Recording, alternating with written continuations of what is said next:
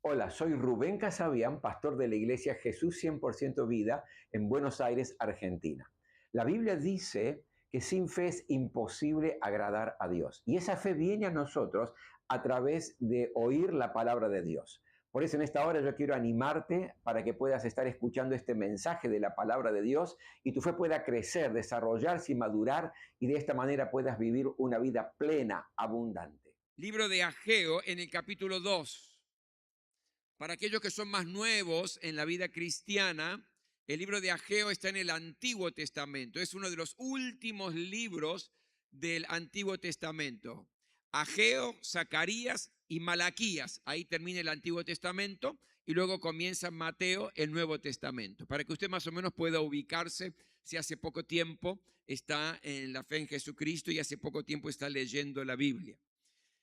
Ageo capítulo 2, y voy a leerle los primeros versículos, y yo quiero que preste mucha atención porque hay una palabra muy especial y muy específica para nuestras vidas que yo he titulado Es hora de reconstruir tu vida.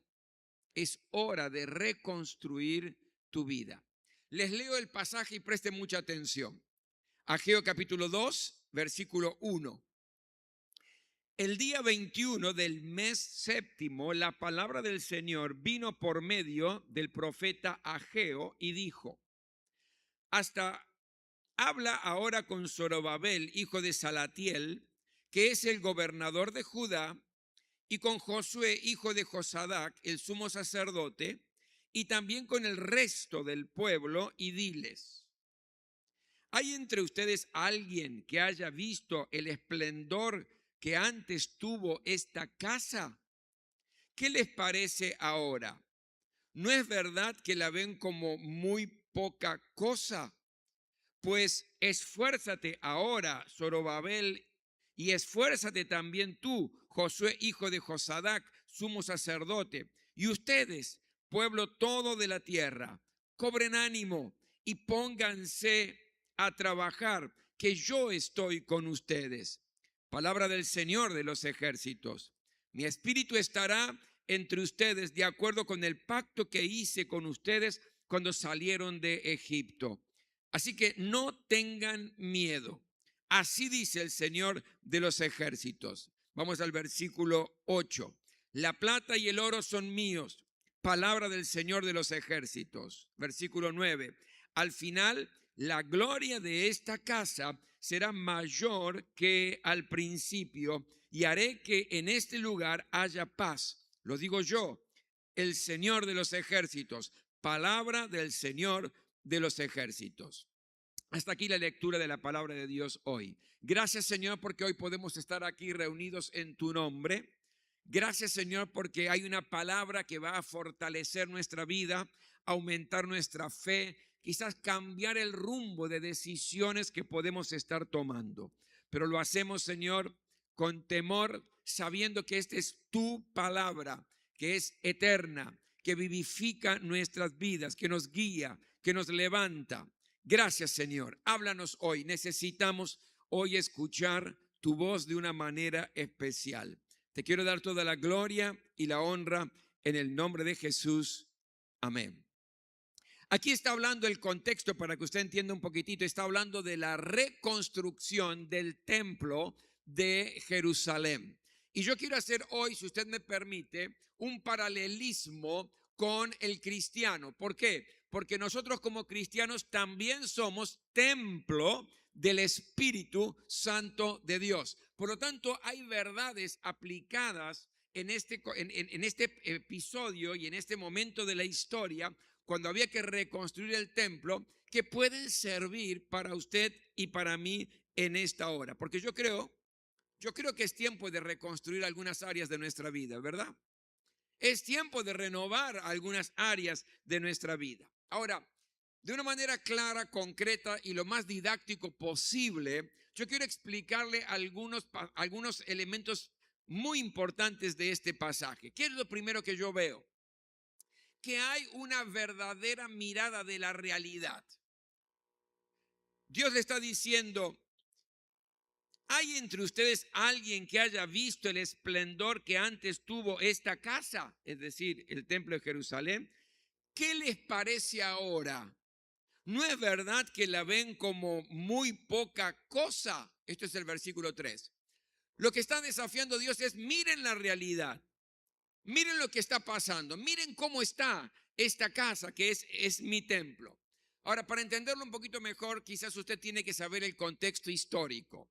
Resulta que en el año 586 antes de Cristo, el pueblo de Israel fue conquistado y fue derrotado por Nabucodonosor, que era el rey de Babilonia.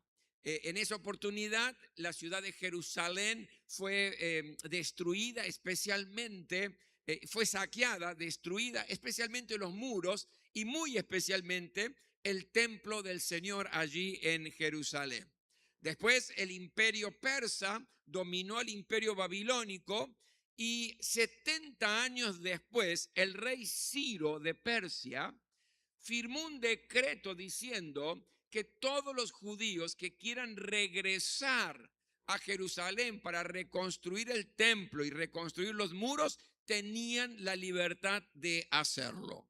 Entonces, no todos, sino que un grupo de aquellos cuyo espíritu el Señor despertó, dice la palabra, un grupo de judíos que estaban allí bajo el imperio persa, toma la decisión de regresar para la reconstrucción. Y comenzaron la reconstrucción tanto de los muros como también del templo.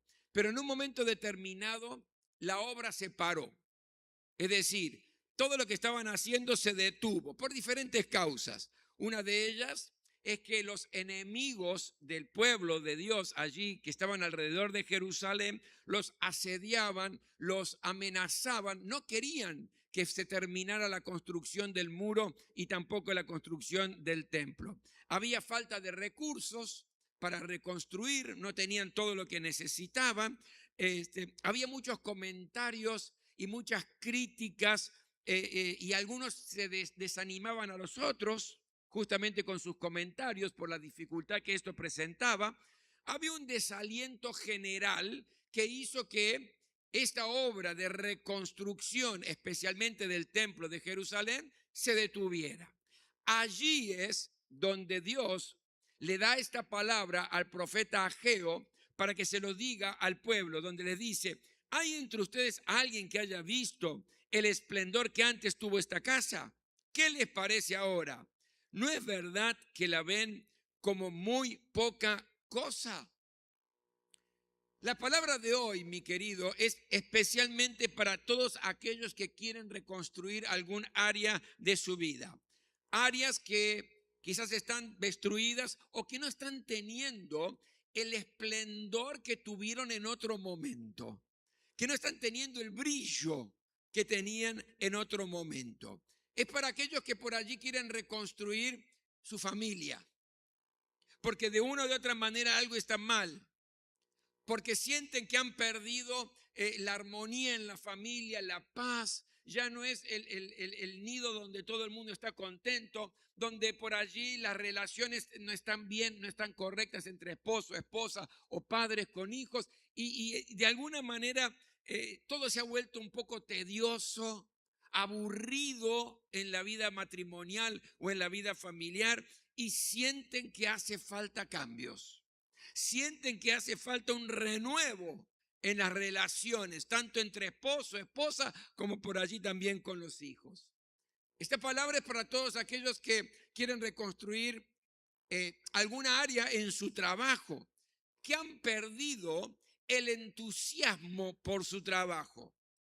Otros que quizás apagaron la creatividad. Es decir, tenían buenas ideas, pero algo pasó que apagaron la creatividad. Son como robots que no responden al desafío y al entusiasmo para avanzar. Simplemente han tomado la rutina de ir, trabajar, vuelvo para casa, pero sin ningún tipo de expectativa. Perdieron ganas de emprender cosas nuevas. Perdieron el deseo de tener nuevos negocios. Están prácticamente estancados y necesitan un renuevo. Necesitan reconstruir esa parte en el trabajo. Esta palabra es para aquellos también que tienen que reconstruir quizás en el área sentimental. de los sentimientos.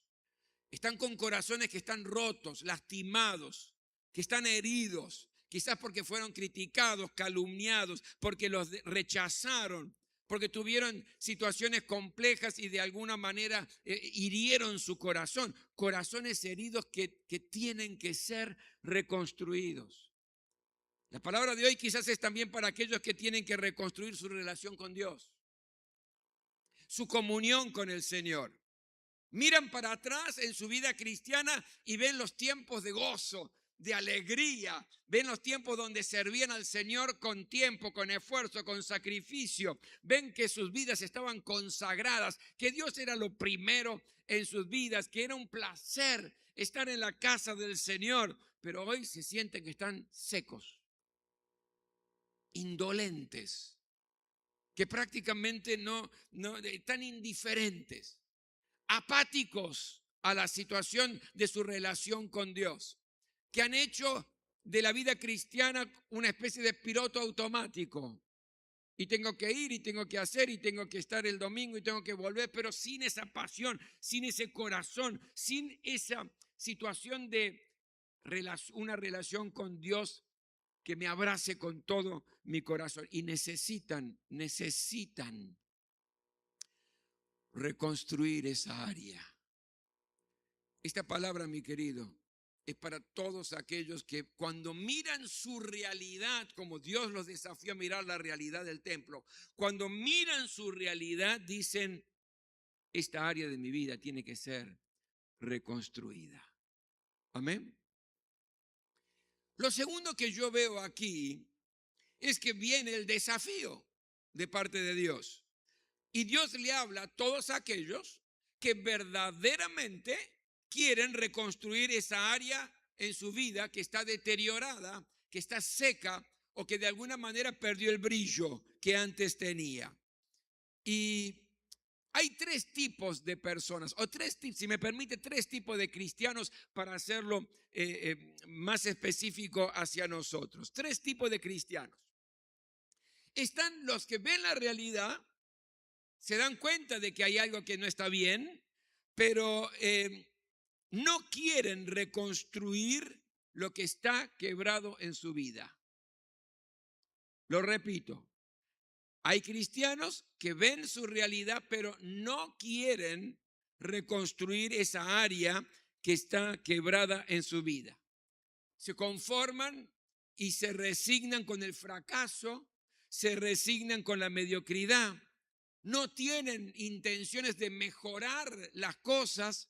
Si la familia está mal, bueno, está mal, y se resignan a eso y no hacen nada al respecto. Si en el trabajo están mal, se conforman, no toman ningún tipo de iniciativa como para que la cosa cambie. Si sus sentimientos están lastimados y su corazón está dolido, conservan la herida y entonces nunca se sanan. Si su comunión con Dios está seca, entonces se quedan estancados esperando algo sobrenatural, puntual, específico, una oración o algo deslumbrante, algo especial. ¿Por qué? Porque no quieren tener el sacrificio de buscar esa relación con Dios con esfuerzo, con dedicación, sino que esperan algo siempre que sea sobrenatural y puntual. Esos son los que no quieren reconstruir áreas que están quebradas en su vida. Pero luego están, el segundo tipo de cristianos, son aquellos que quieren reconstruir áreas de su vida, pero no hacen nada. ¿Me escuchó, verdad? Quieren, lo desean, pero no hacen nada. Solamente tienen grandes declaraciones de cambio. Expresan con sus labios un gran deseo de que esta área va a volver a ser mejor que antes en mi vida. Y se lo proponen y lo dicen con mucha seriedad, pero no hacen nada para cambiar. Por lo tanto, todo es teoría. Por lo tanto, todo es simplemente un buen deseo, pero nunca concretan ese deseo. Y saben una cosa, son la mayoría. Son la mayoría. No hay muchos cristianos, no hay muchos que al ver su realidad y las áreas que están quebradas en su vida digan, no, no, yo no quiero cambiar. No hay muchos cristianos. Hay, pero no muchos.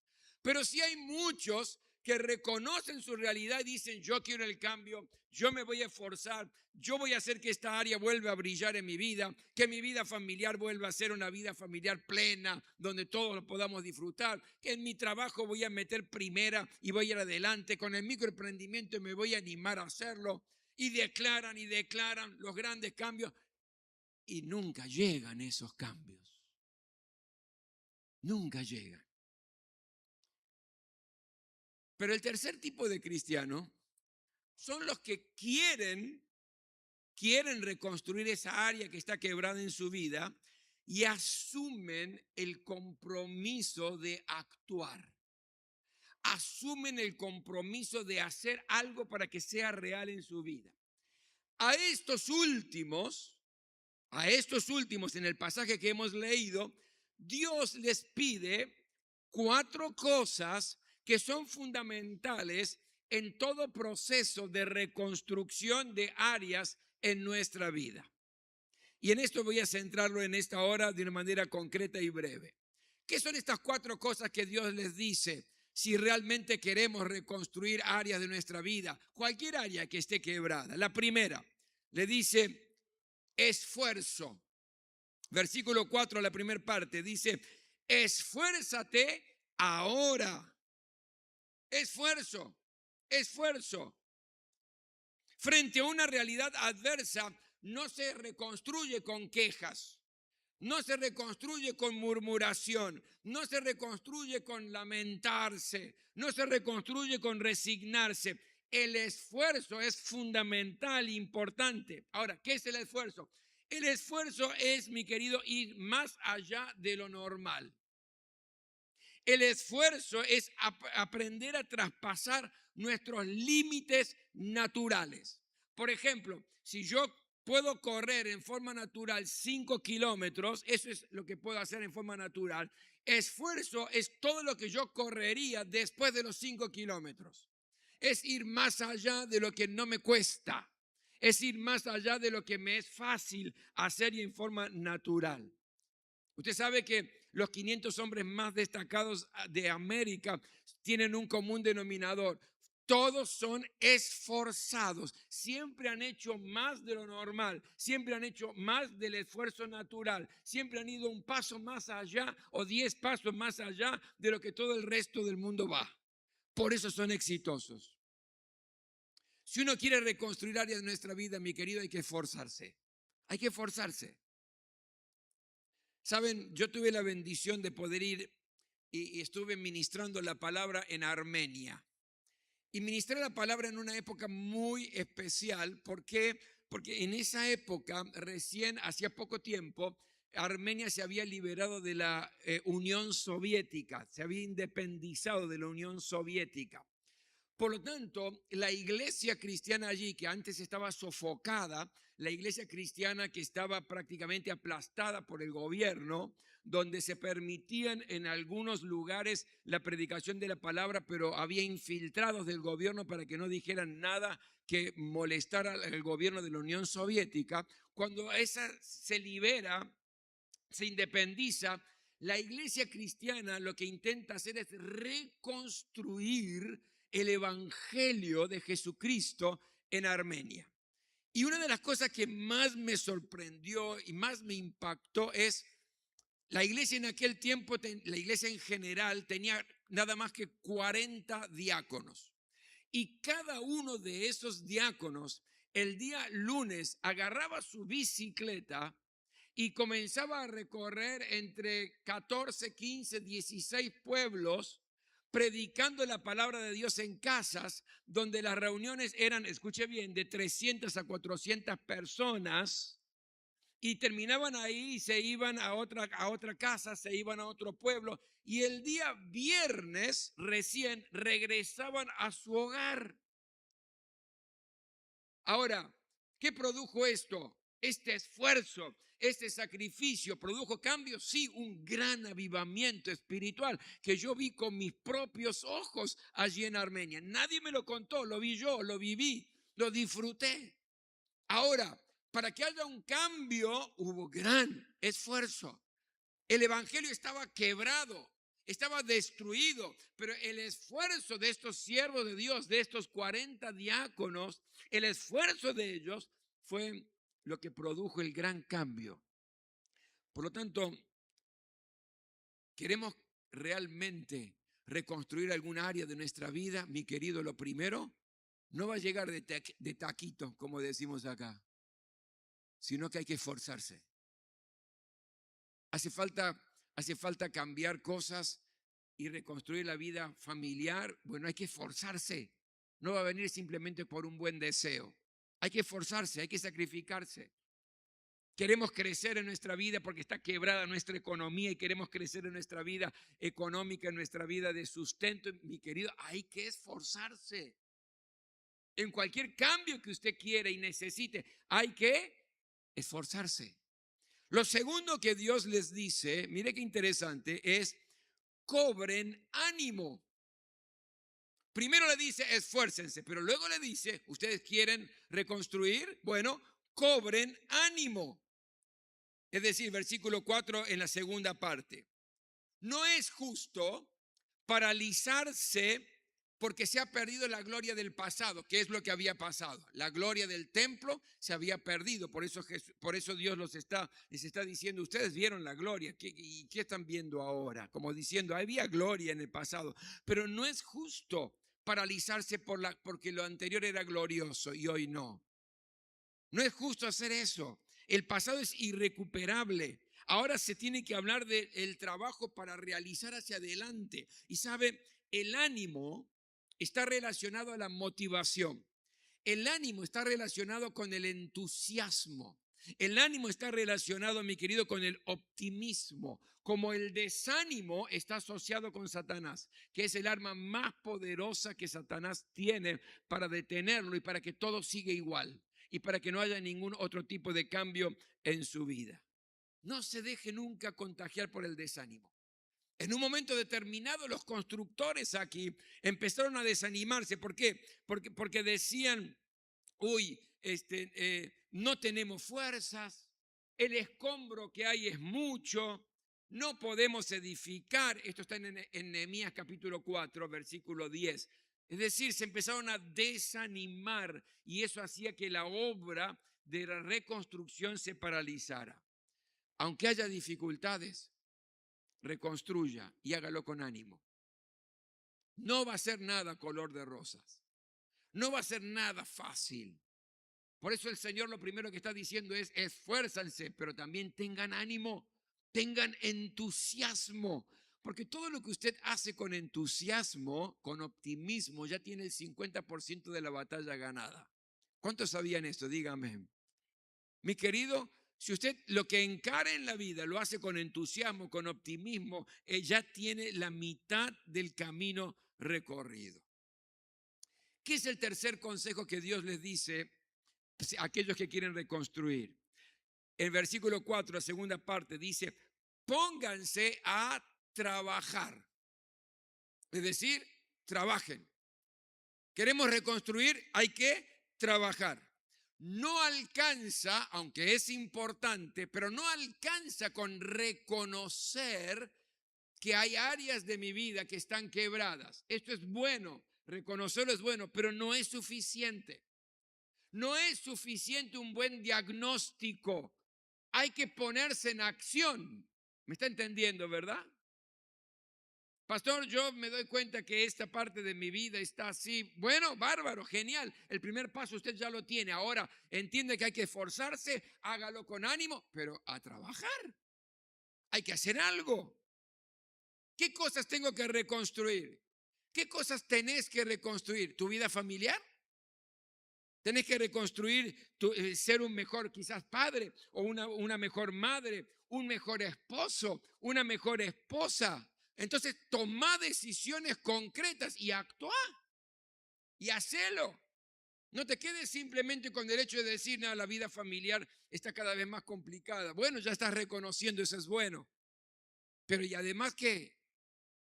¿Te vas a quedar con los brazos cruzados? ¿Te vas a quedar simplemente con una declaración? con una buena idea diciendo sería lindo que esto cambiara. Bueno, bárbaro, hay que hacerlo, hay que trabajarlo. ¿Qué hay que reconstruir? ¿Tu carácter? ¿Que te das cuenta que es terrible? ¿Que sos una persona totalmente reaccionaria? ¿Que tratás mal a las personas? Y generalmente uno cuando tiene maltrato, los que pagan el pato son los más cercanos, que son la familia. Pero te das cuenta que tu carácter está mal y que generas un clima tenso cuando llegas a un lugar, a un grupito y llegaste, ya empezaste a generar un clima duro, difícil y tenso. ¿Te das cuenta de eso? Sí, pastor, me doy cuenta. Bueno, hay que actuar. Hay que hacer algo para que eso cambie. Hay que trabajar. Ese matrimonio donde se juntaba el esposo y la esposa para orar y el marido, Señor, le decía, Señor, yo te pido que quites la tela de araña del mal carácter en mi vida. Así oraba el hombre. Al día siguiente, Señor, yo te pido que quites la tela de araña del mal carácter de mi vida que daña a mi esposa.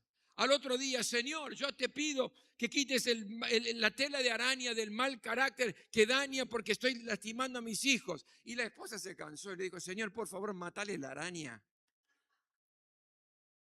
Hay que hacer algo. ¿Cuántos me están entendiendo? Digan amén. ¿Qué es lo que hay que cambiar? ¿Tu vida devocional? ¿Tu comunión con Dios? Antes pasabas tiempos maravillosos en la presencia del Señor, en tu vida con Dios, en tu oración, en tu lectura de la palabra. Bueno, reconstruí tu comunión con Dios con esfuerzo. Pero el tiempo se tiene. Cuando yo no hago algo, no es que no tengo tiempo, es que no creo que sea prioritario en mi vida. Yo, pastor, no tengo tiempo de hacer el devocional. Si no estás haciendo el devocional en tu vida, no es que no tenés tiempo. Es que no es importante para tu vida hacer un devocional. Porque todo lo que para uno tiene valor siempre encuentra el tiempo para hacerlo. ¿Cuántos dicen amén a eso?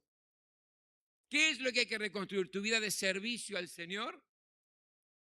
Antes evangelizabas, desarrollabas tus dones con alegría, con esfuerzo, ibas un paso más allá. Aquí está, cuenten con nosotros, cuenten conmigo, voy a hacer todo lo que necesiten. Mis dones están al servicio de la obra del Señor y te placía y te alegraba hacerlo. Y hoy, y eso está flojo, pastor. Bueno, hay que hacer algo, hay que trabajar. Porque el que quiere reconstruir áreas de su vida, siempre va a encontrar la forma y la manera de hacerlo. El que no quiere reconstruir áreas de su vida siempre va a encontrar la excusa o el pretexto para no hacerlo. Pero le da un cuarto consejo, Dios, y le dice que es dentro de las 4 cosas que son importantes para poder reconstruir. Y esta es muy importante, le dice, y no tengan miedo. Y no tengan miedo. Versículo 5. No tengan miedo. Es decir, háganlo, anímense. Reconozcan la situación, que es fundamental, porque si yo no reconozco esa área quebrada de mi vida, no puedo hacer nada. Reconozcan la situación, esfuércense de una manera especial, háganlo con ánimo, trabajen, pero no tengan miedo, porque a veces uno tiene miedo de los resultados. ¿Y si no da resultado? ¿Y si tanto esfuerzo y sacrificio es de balde y no pasa nada? Entonces por ahí me quedo mejor con los brazos cruzados. Ay, pastor, yo ya lo intenté. ¿Y? Porque lo intentaste y no funcionó, ¿qué pasa? ¿Nunca más? ¿Nunca más?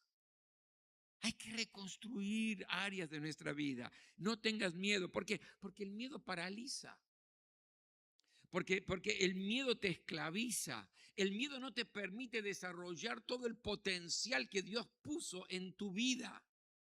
Hay un potencial tremendo y maravilloso que Dios sembró en tu vida. Y el miedo lo que hace es que te frena, no te permite avanzar, no te permite arriesgarse. Y mi querido, quien no arriesga no gana. No lo busque, no está en la Biblia, pero el que no arriesga no gana. Por lo tanto, Dios le dice, no tengan miedo, no tengan miedo.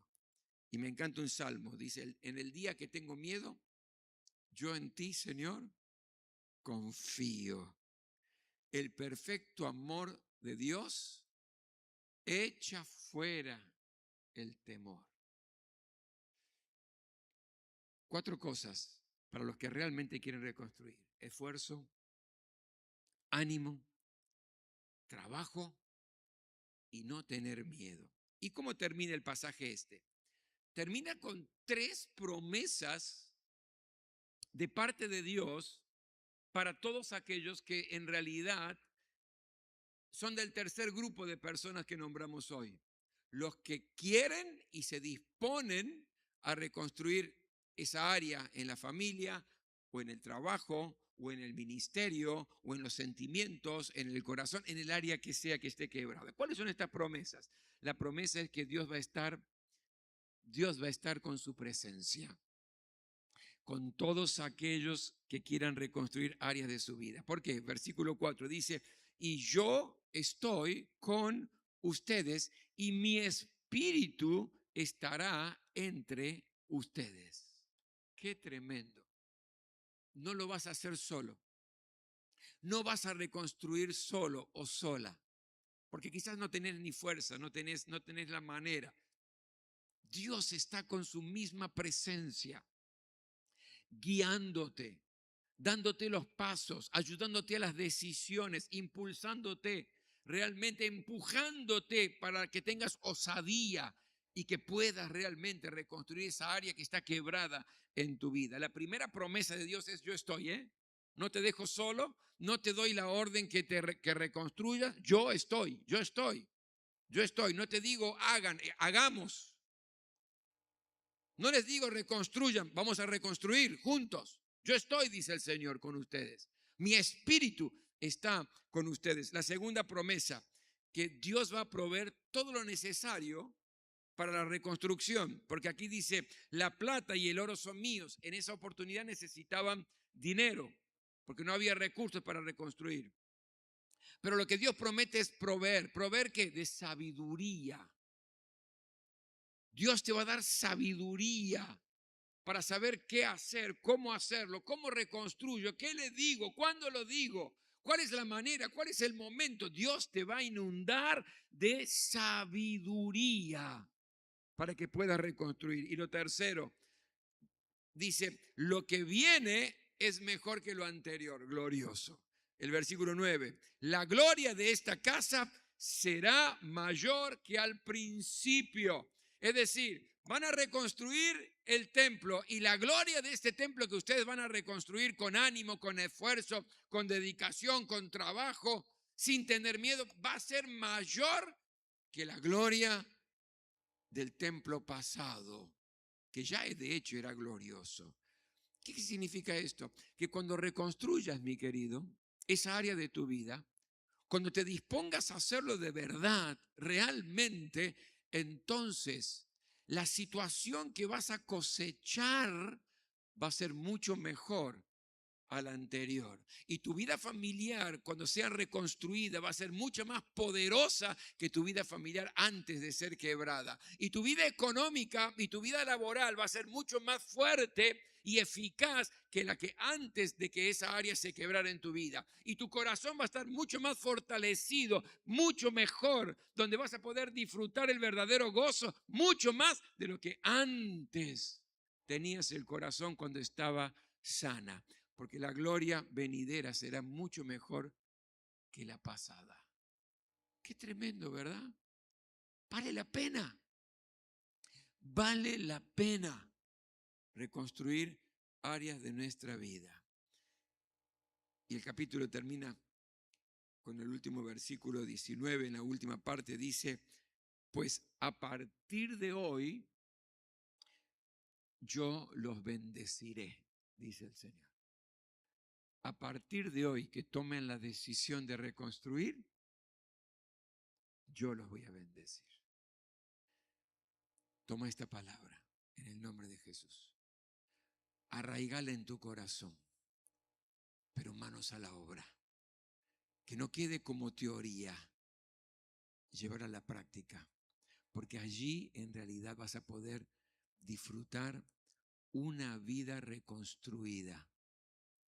Basta ya de arrastrar esta vida con áreas quebradas, destruidas, sin brillo. Vidas que quizás en su momento eran tu alegría y hoy se transforman en tu tristeza. Basta ya de eso.